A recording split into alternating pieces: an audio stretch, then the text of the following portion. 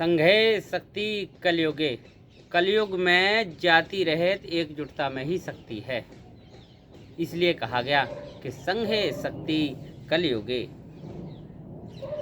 हिंदू धर्म को मजबूत करने के लिए जब तक जाति व्यवस्था है तब तक एक शंकराचार्य सामान्य वर्ग से हो और 2 शंकराचार्य ओबीसी वर्ग से होना चाहिए और एक शंकराचार्य SC ST वर्ग से हो, लेकिन योग्यता से समझौता ना हो।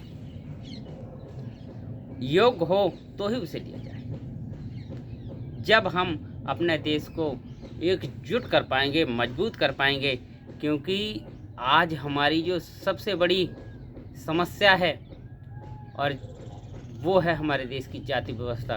बामन, जाट, गुजर, दलित, बनिया इत्यादि में बटे हुए हैं।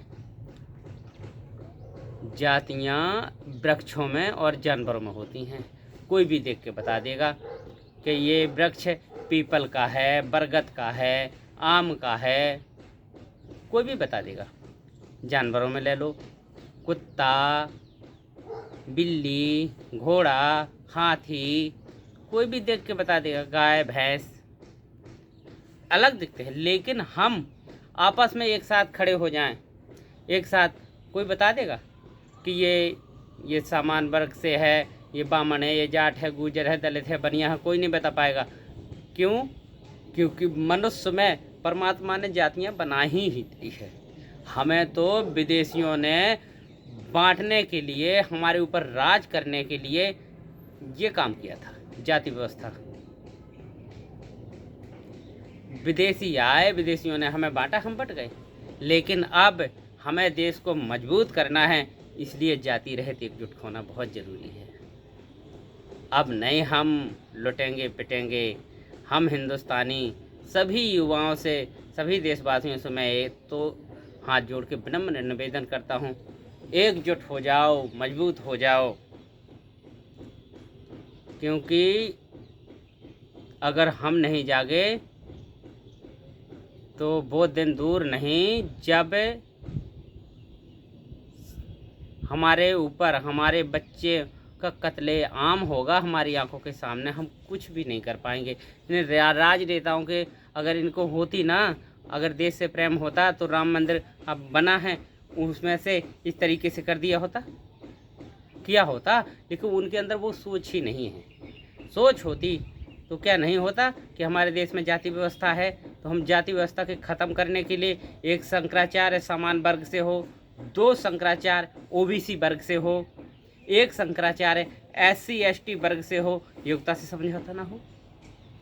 लेकिन ये प्रयास आज 25 सालों से श्री चंद्रमोहन क्रांति गुरु कर रहे हैं।